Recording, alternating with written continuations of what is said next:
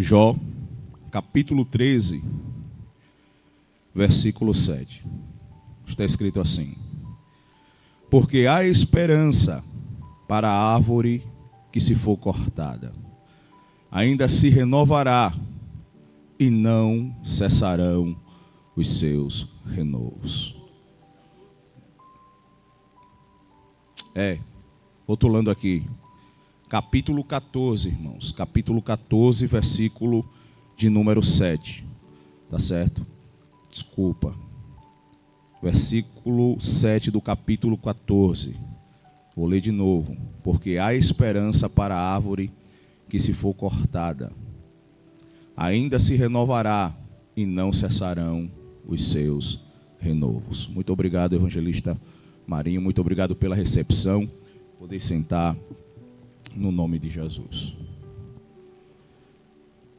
Para alguns irmãos estudiosos, a Bíblia, ela não foi escrita de ordem cronológica.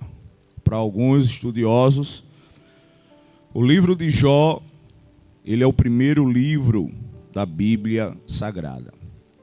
O livro de Jó é um livro poético, é um livro também dramático, por causa da sua história, por causa da história de Jó.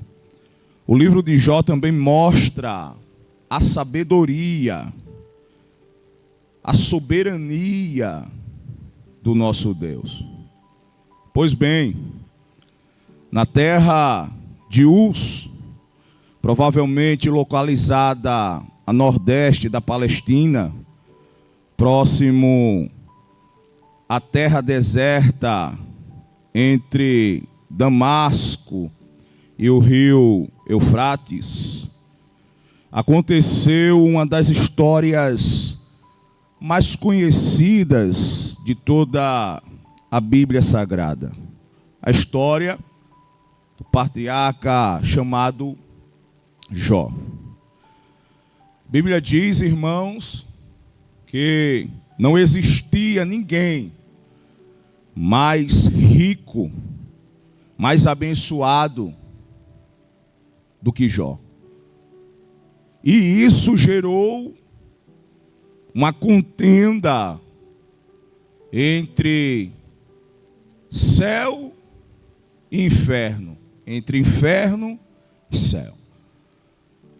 A Bíblia diz no capítulo 1, a partir do versículo 7 do livro de Jó, que entre uma conversa entre o nosso Senhor e Satanás, ele pergunta: de onde vem? Ele disse: de rodear a terra e de passear por ela. Ele disse: viste o meu servo Jó, homem íntegro, reto, temente a Deus e que se desvia-se do mal. Isso gerou uma intriga, porque a Bíblia diz que Satanás ele vai responder, e ele diz que Jó serviria Deobalde, ou seja, serviria a ti em vão, serviria a ti inutilmente. O que o diabo estava dizendo para Deus era que Jó só adorava ou só obedecia a Deus por causa de tudo que o Senhor tinha te dado, por causa de tudo que o Senhor tinha dado a Jó. Porque para o diabo ele precisa comprar, ele precisa dar pratos para receber minutos de adoração. Nós entendemos que o sacrifício que o Senhor já fez na cruz do Calvário é mais importante do que todas as coisas, e por isso o adoramos de graça. Nós estamos aqui para glorificar, e Deus ele não precisa pagar a ninguém para o adorá-lo. Então criou-se uma conversa, e o Senhor ali disse: você pode tocar. Ele pede para tocar, e o Senhor toca em tudo menos no coração de Jó. porque o coração de Jó, ele pertence a mim. E o diabo, ele entra com tanta força, com tanta violência, porque nós percebemos uma coisa aqui, irmãos. Jó, ele era íntegro, reto, temente a Deus e que se desviava do mal. Independente de você ser obediente, ser íntegro, ser reto, isso não impede que dias maus se levante sobre a sua vida, que dias maus venham sobre a sua casa. E o Senhor disse: pode tocar em tudo, menos no coração. O diabo sai com tanta violência e acaba destruindo tudo que Jó tem. Acaba destruindo seus filhos. Jó era um empresário ali na terra de Uz, e ele acaba destruindo tudo que o Senhor, por obediência, por ser servo, tinha dado a Jó. Jó agora começa a ver a sua vida destruída, acabada. E ora que isso era repentino, saía uma má notícia, chegava outra. Ao ponto, irmãos, que a sua mulher amaldiçoa e diz: Jó, amaldiçoa esse teu Deus e morre, porque tu está passando por tudo isso, por tanta agonia, e ainda tu tens adorado a esse Deus, tu tens glorificado esse Deus. E ele disse: o bem você quer receber, mas o mal você não quer. Nu eu saí do ventre da minha mãe, e nu voltarei para lá. E ele vai aproveitar a oportunidade, porque crente que é crente, ele não só adora a Deus quando está bem, ele não só adora a Deus quando tudo está bem. Ele sentiu ali a necessidade de adorar ao Senhor no momento que ele estava enfrentando. Ele diz: Deus me deu, Deus tomou, bendito seja o nome do Senhor. Glória a Deus. Jó não chama a sua mulher de louca, mas ele diz: como louca falas tu. Então Jó enfrenta essas circunstâncias. Nos momentos bons vai ser fácil ter amigos, vai ser fácil ter alguém perante você, perante a sua casa, perante a sua família, perto de você, que queira compartilhar dos bons momentos com você. Mas nos maus momentos, nós vemos por base bíblica que a mulher, ela retrocede. Os amigos que aparecem para visitar Jó, fala que tudo que ele está enfrentando, tudo que ele está passando, todas as suas lutas, vem por meio de pecados. Na verdade, nos julgam pelo que passamos. Mas o bom de tudo isso é quem nos contempla, ele vê tanto por fora, mas também ele observa o que está por dentro. E esse alguém é o nosso Deus. Parecia não haver esperança para a vida de Jó. Jó estava com chagas, estava ferido, viu tudo ir por água abaixo, ao ponto, penso eu, dele falar um desabafo, de tanta pressão, de tanta agonia, de tanta luta. E ele pergunta: por que há esperança para a árvore que, se for cortada, ainda se renovará, e não cessarão os seus renovos? Por muito menos que Jó está enfrentando aqui, muitos já teriam parados, outros já teriam morrido, outros já entrariam em depressão, outros já estariam com ansiedade. Mas eu quero ministrar sobre esperança. Eu quero ministrar sobre, repito, esperança. Mas o que é esperança? Esperança é acreditar que determinada coisa vai acontecer, mesmo com tudo que está ao nosso redor, mesmo que tudo seja desfavorável, precisamos ter esperança.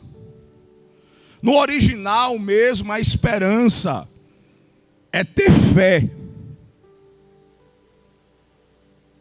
Mesmo tudo dando errado, nós precisamos ter fé, ter esperança que vai dar certo.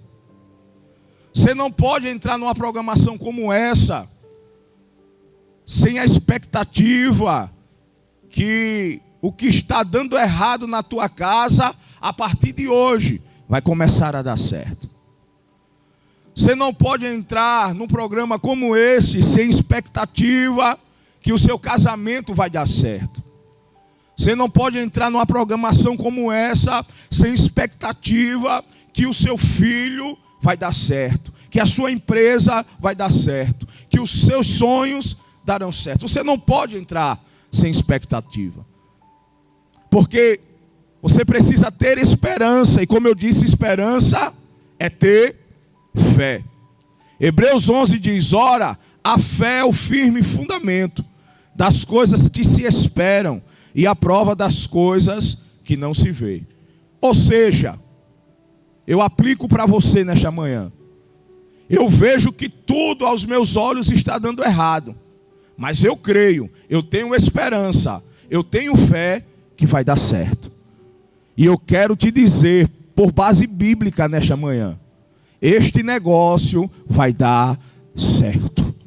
Teu casamento vai dar certo. Seus filhos vai dar certo.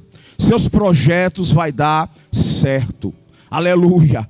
Tudo que Deus te prometeu vai dar certo. Glória a Deus. Tem muita gente que diz: Deus vai escrever uma nova história, e eu discordo. Porque ninguém nasce sem propósito. Quando nós analisamos a Bíblia Sagrada, o capítulo 1 e o versículo 5 de Jeremias, ele vai dizer: antes que eu te formasse no ventre, eu te conheci. Ou seja, ele diz: eu não te conhecia, porque se ele dissesse eu te conhecia, estava em um sentido futurístico. Mas ele disse: eu te conheci. Você nasceu com história, você nasceu para dar certo. O problema é que muitas das vezes esquecemos o propósito de Deus, saímos da direção de Deus. E por sair da direção de Deus, muitas das vezes as bênçãos que eram para recebermos, ela começa a atrasar-se, ela começa a não chegar ao nosso favor, porque estamos em caminhos diferentes. Porque o processo aqui, irmão, é você entender que você precisa ser obediente. O processo aqui é você entender que você precisa estar com o seu Deus, ter um relacionamento, e relacionamento aqui fala de intimidade. Então, nós precisamos ter esperança. Teve um dado da OMS dizendo, pastor Marinho, que de 2018 até 2020, mais de 540 pessoas se suicidaram. Ou seja, tiraram sua vida, se mataram. Por quê? Porque não viram esperança. Quando nós vemos algumas biografias, como Shakespeare, esse poeta, ele vai dizer que a única coisa que um miserável tem é a esperança. Carl Menninger, um famoso psiquiatra norte-americano, ele chama a esperança de principal arma contra o ímpeto suicida. O que é ímpeto? É um impulso, ou seja, a pessoa que está passando por uma série de problemas, de dificuldades, de agonias, ela com impulso para aliviar a sua dor, ela tira a sua própria vida. Porque aqueles que não têm esperança, acreditam que não vale a pena viver. Porque não vai ter um futuro, ou não se espera no futuro. Então, pelaquela pressão psicológica, e eu quero te dizer aqui, se o diabo ele tomar a tua mente, ele vai tomar o teu corpo, ele vai governar você. Então, quando a gente se sente de um lado opressor, quando a gente passamos por situações angustiantes, quem não tem a esperança, ele tenta tirar a sua própria vida, e muitos têm conseguido. Tantos casos de suicidas, tanto caso de depressão e ansiedade. O diabo tem trabalhado nessa área com o intuito de abalar a tua fé, com o intuito de desestabilizar você, a sua casa e a sua família. E muitas das vezes nós estamos de braços cruzados, porque o que nós devemos entender é que nós estamos em guerra. O que nós precisamos entender é que nós estamos lutando. E nesses últimos dias, as armadilhas, as arapucas que o diabo tem se levantado e jogado contra a igreja brasileira, contra os irmãos de dentro da igreja, para desestabilizar, para criar uma contenda, uma confusão, e isso nós perdemos o foco na esperança. Glória a Deus. Muitas das vezes, numa situação angustiante, a gente olha para um lado, a gente olha para o outro e não vemos a esperança. Nós estamos olhando para a nossa frente e não vemos a esperança. Mas eu quero nesta manhã te fazer um convite, experimente olhar para o alto. E o salmista disse: elevo os meus olhos para os montes e me faço uma pergunta: de onde virá o meu socorro? E ele mesmo, quando olha para o céu, ele diz: o meu socorro não vem da terra, o meu socorro não vem de quem está do meu lado, não vem de quem está do outro, o meu socorro vem do Senhor que fez os céus e a terra. Ainda há esperança. A árvore, ela cortada ao cheiro das águas, ela se renova, porque o segredo da árvore está na raiz. O segredo da árvore não está nos seus frutos, não está nos seus galhos, não está na sua folha. O segredo da árvore está na raiz. E perante a umidade, a água, ela se renova. Jó está falando aqui como um desabafo. Ainda há esperança para uma árvore, mas para mim não há esperança. Quantas das vezes nós estamos em devido lugar, ou talvez até mesmo nessa programação, Deus está falando com você, e você está dizendo: não tem esperança para mim. Você olha ao seu redor e não olha as circunstâncias e está dizendo: não tenho esperança. Eu não tenho fé que isso aqui vai mudar. Eu não tenho mais expectativa de mudança do meu filho, do meu casamento, da minha história. Você chega nesta programação atrás de uma resposta, e eu vou te dar essa resposta. Jó se viu dessa forma, e ele disse: há esperança para a árvore, mas para mim não há mais esperança. Por quê? Porque Jó era obediente a Deus, era reto, se desviava do mal. E a Bíblia nos faz entender que Jó, ele tinha essas características só de conhecer a Deus, só de ouvir falar. Porque no capítulo 42, versículo 5, ele vai dizer: eu te conhecia só de ouvir falar, mas hoje os meus olhos te veem. Então Jó, ele passou por todo o processo e ele achou que não tinha esperança, que não dava mais para viver, que era o seu fim. E aqui eu quero dar um crédito para Jó, porque Jó, ele nunca ouviu o que está escrito em Mateus capítulo 11 e versículo 28, que diz: vinde a mim todos que estáis cansados e oprimidos, que eu, o Senhor, vos aliviarei. Jó, ele não viu o que Paulo disse a Romanos capítulo 12, versículo 12.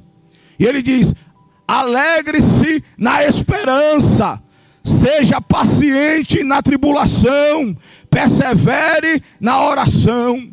Jó, ele ainda não tinha ouvido João capítulo 3, versículo 16. Porque Deus amou o mundo de uma tal maneira que deu seu Filho unigênito, para que todo aquele que nele crê não pereça, mas tenha a vida eterna. Jó, ele não viu um homem, aleluia, chamado Jesus Cristo, o Nazareno, subir na cruz do Calvário e dizer: tetelestai, está consumado, aleluia. Jó, ele não ouviu, glória a Deus, o salmista dizer no Salmo 91: aquele que habita no esconderijo do Altíssimo, à sombra do Onipotente descansará. Oh, glória a Deus, existe a esperança para você, existe a esperança para esse problema, existe a esperança para essa dificuldade. E qual é a esperança? A esperança é Jesus Cristo de Nazaré. A esperança é o esconderijo de Deus. Quando você se vê angustiado, quando você se vê triste, quando você pensar em largar tudo, experimente logo entrar no esconderijo de Deus, porque no esconderijo de Deus você encontra esperança para prosseguir na caminhada. Esperança. Para muitos que está nas drogas, viciado no crack, viciado na maconha, viciado no alcoolismo, aleluia, vivendo na prática da prostituição, do adultério, ele acredita em si próprio que não há esperança. Por quê? Porque nunca experimentou entrar no esconderijo de Deus. Eu quero te dizer que a esperança da árvore é o rio, é um açude, é um ribeiro. Só que açude, ribeiro, rios, pode se cercar, pode acabar. Porque o segredo aqui não está na água em si. O segredo aqui está na fonte. E a fonte é Jesus Cristo. A fonte é o Espírito Santo de Deus. Quantos chegaram nessa programação pensando em parar? Quantos chegaram nessa programação pensando em desistir? Quantos chegaram nessa programação querendo chutar o pau da barraca, como diz a história? Quantos chegaram nessa programação, aleluia, com o diagnóstico do médico dizendo que não tem mais jeito? Quantos chegaram nessa programação desesperados, confusos, cabisbaixos? Quantos chegaram nessa programação olhando para o que está tudo em volta e dentro de si tem criado-se uma angústia muito profunda? Mas mesmo passando por toda essa dificuldade, você decidiu abrir nesta programação e está ouvindo mediante a palavra que existe um esconderijo para você se esconder. Nesse esconderijo há alívio para a tua alma. alívio para o teu coração. Nesses esconderijos há remédios para este problema que o médico diz que não tem jeito. Quando a esperança acaba, quando as circunstâncias vão embora, eu quero te apresentar Jesus Cristo e te dizer que Ele é especialista neste problema. Aleluia! Se o médico dá jeito, se o advogado dá jeito, se o juiz dá jeito, não precisa de Jesus. Mas quando a expectativa acaba, quando os recursos da terra se acabam, você precisa entender que no esconderijo há esperança para a sua vida. Há esperança para a sua casa. Muitos estão dizendo para você, não tem mais jeito. Muitos estão dizendo para você, não dá mais certo. Muitos estão dizendo para você, é inútil o que você está fazendo. Charles Allen, ele diz que quando nós dizemos para alguém, ou para a circunstância de alguém, que não há esperança, é como se a gente estivesse batendo uma porta no rosto de Deus. Eu vou repetir para você guardar isso na tábua do seu coração.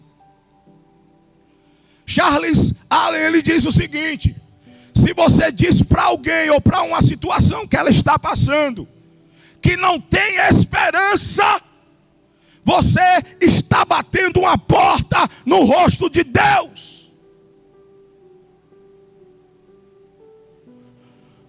Porque a nossa esperança não é como a da árvore, que precisa de água, que precisa de um ribeiro, que precisa de um açude. Nós temos a fonte. E a fonte é Jesus Cristo de Nazaré. A fonte é Jesus Cristo de Nazaré. Ele é o nosso esconderijo. Ele é a nossa fonte. Ele é aquilo que nós precisamos. João capítulo 7, versículo 38 diz: aquele que crê em mim, como diz as escrituras, do seu interior fluirão rios. Ou seja, você não depende de rio, você depende da fonte. Você já percebeu que muitas das vezes alguém tem dito para você, não tem esperança, não dá mais jeito, não dá mais certo, mas mesmo assim você continua? É porque o rio de Deus, a fonte que gera dentro de você, faz você acreditar, faz você ter a expectativa, aleluia, faz você ter a segurança. Oh, glória a Deus. O Senhor é aquele que está conosco no dia da angústia. O Senhor é aquele que faz o que ninguém pode fazer. O Senhor é aquele que vê o profundo e o escondido. O Senhor é aquele que te contempla por fora, mas é aquele que te vê por dentro. Ele sabe o que você precisa para prosseguir. Talvez você está nessa circunstância, talvez você está nessa, aleluia, amargura, mas eu quero te dizer, é um propósito, e neste propósito o nome de Deus, ele será glorificado. Ainda há esperança para a árvore cortada. Muitas das vezes Deus permite as lutas, as agonias chegar perante nós, por causa de um propósito. Você se lembra do jovem chamado José? A partir do capítulo 47,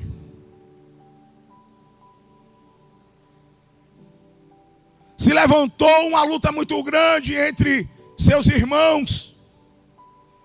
Ele é jogado nas externas, ele é vendido como escravo, ele é jogado na prisão. É interessante que a luta pode chegar nas nossas vidas, mesmo sendo fiel, porque o sol ele nasce para todo, nasce para o justo e para o injusto. O problema é quem passa com você nas lutas. Eu vou ser mais objetivo. O problema não está nas lutas se levantarem contra a sua vida. A maravilha das lutas é quem passa com você no processo. Deus às vezes ele permite as lutas, os levantes à dificuldade, mas ele não te deixa só no processo. Nós podemos ver na vida de José que por onde ele passou, o Senhor era com ele. Jogaram nas externas, mas o Senhor era com José. Venderam como escravo, mas o Senhor era com José. Colocaram na prisão, mas o Senhor era com José. E nesta manhã eu quero te dizer que mediante as lutas que você está passando, tem alguém passando com você nesse processo. E esse alguém é Jesus. Ele não te deixa parar. Aleluia. Mesmo que você venha se desanimar, Ele anima você. Mesmo que você venha se entristecer, Ele alegra a tua alma.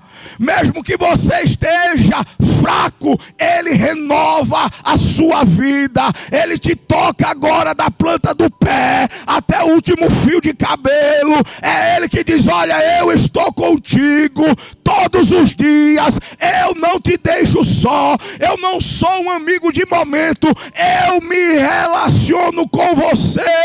Eu te digo nesta manhã: não temas que eu te ajudo.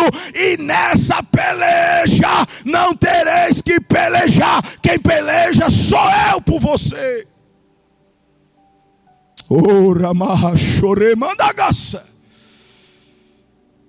Que minara supre andara machore badagarrácia. Remakama supre andara mandagassopre andara mandarrachuri minahai. Você precisa voltar a acreditar. Você precisa voltar a ter fé. Você precisa voltar a ter a esperança. Não perca a esperança.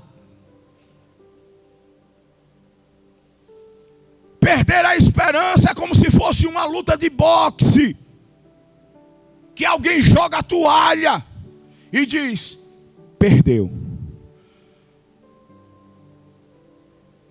É entregar a luta.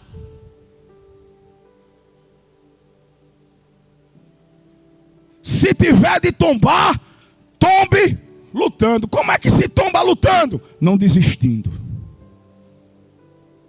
Perseverança. Tem muitas igrejas que estão desesperadas, vendo o que está acontecendo no cotidiano, no mundo. Está dizendo, tudo está saindo do controle. E Deus olhando lá de cima, não. Tudo está no controle. Existe um propósito. Existe a esperança. Existe um lugar secreto, um esconderijo que só os crentes podem entrar. Esses esconderijos têm vaga para quem é íntegro, para quem é reto, para quem se desvia-se do mal, para quem é temente a Deus, para quem anda na verdade.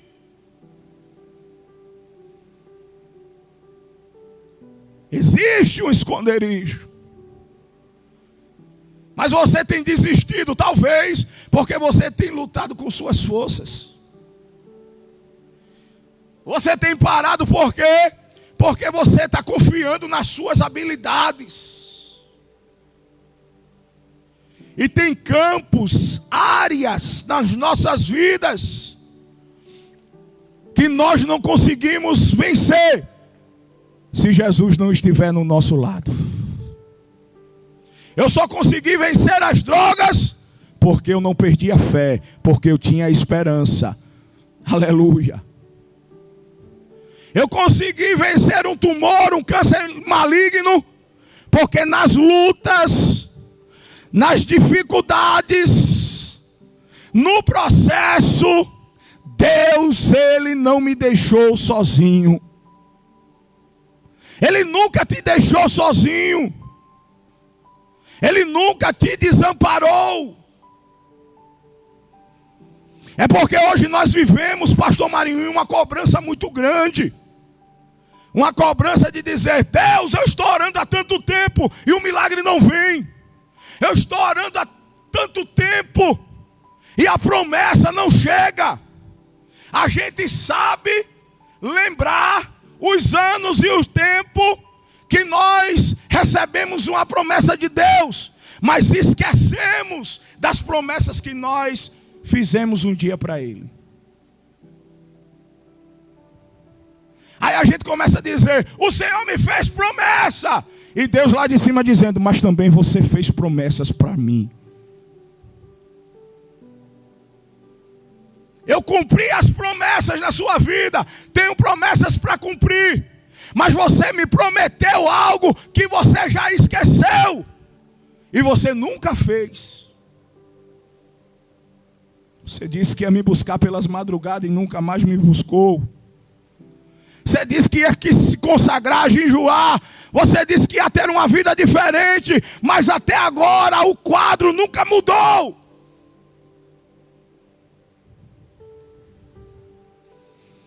Oh, glória a Deus. Todas as vezes que Deus vier te chamar, Ele vai cobrar um posicionamento seu. Nada é de graça.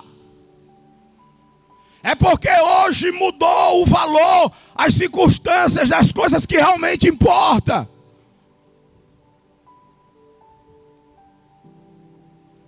A gente vê satanistas que passam dias trancados em um quarto, se alimentando de sangue, comendo lixo, para uma entidade, aleluia, ver se quer se apossar dele. Ou seja, eles têm um sacrifício. Cantoras famosas que passam semanas em um quarto escuro, tomando sangue, comendo lixo, para ver uma entidade que quer receber ela. E muitas das vezes passamos 10 minutos dos nossos cultos e parece ser um sacrifício. Eles pagam um preço para ser possesso de demônio, e nós não pagamos o preço para ser cheio do Espírito Santo. Tem algo errado.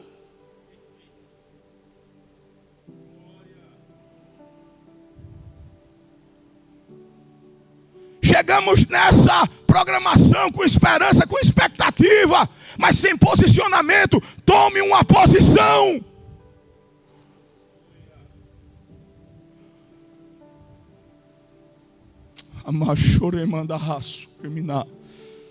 Tome uma posição. Saia desse estado.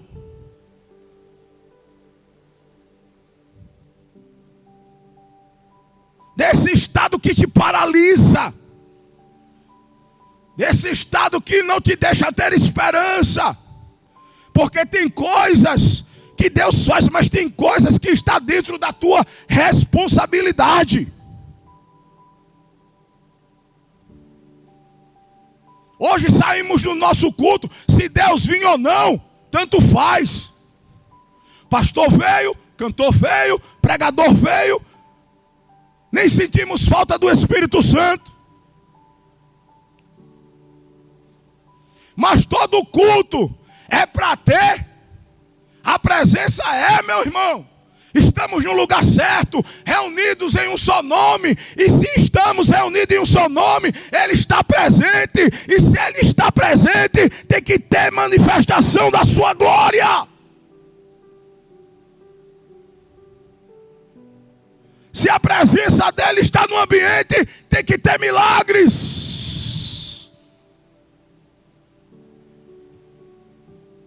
E a gente muitas das vezes se posiciona para sacrificar aonde a segurança e a certeza está no obedecer.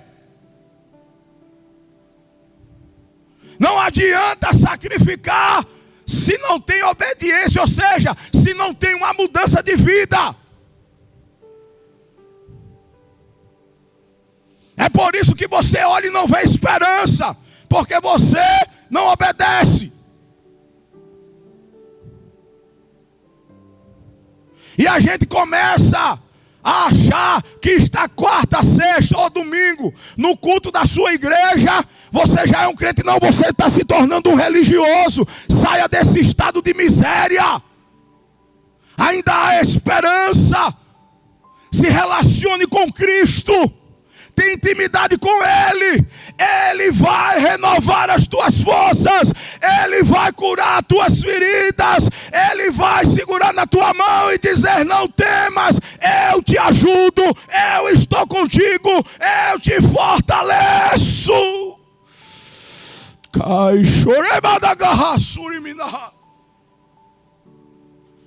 O segredo está no obedecer. O segredo está nessa mudança. Sair desse estado e procurar um estado que tenha Deus. Ainda há esperança para você. A esperança que um dia me alcançou, ela quer te alcançar nesta manhã. A esperança que um dia entrou na minha casa e mudou, aleluia, as coisas que estavam fora do lugar, colocou no lugar, ela quer te alcançar nesta manhã. Mas você precisa de quê? Se posicionar. Por quê? Porque a chamada de Jesus para a sua vida é muito grande. O chamado de Jesus é irresistível. E Ele tem chamado alguém nessa programação. E eu quero te dizer, quando você ouvir o Senhor falar com você, não endureça o seu coração, se entregue para Ele, entre no esconderijo. Entre no esconderijo de Deus agora.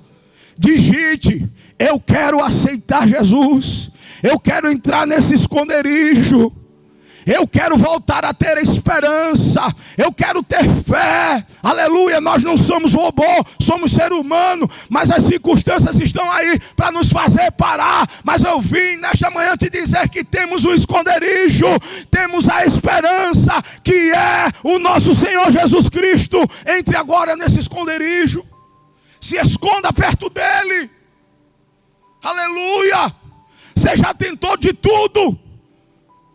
Tente ser obediente, tente se posicionar mais.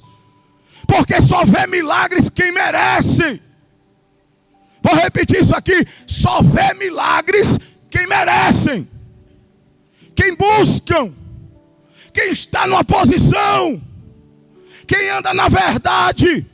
Quem é íntegro. Quem é reto. Eu quero te dizer que aqui tudo é graça, meu filho, mas não é de graça. Houve um preço a ser pago. Jesus morreu para vir nesta programação desta manhã te dizer que Ele é o teu esconderijo. E Ele te chama, mas o posicionamento de entrar nesse esconderijo vem da tua parte. Cadê você que quer entrar por esse esconderijo chamado Jesus? Vou repetir, cadê você que quer entrar por esse esconderijo chamado Jesus? Diga: eu quero, diga: eu aceito. Nós precisamos orar por sua vida agora. Cadê você que recebeu esta palavra na sua vida? Que está olhando para os lados, para o outro e não está vendo esperança. Simone Barbosa, a primeira vida nesta manhã. Oh, glória a Deus.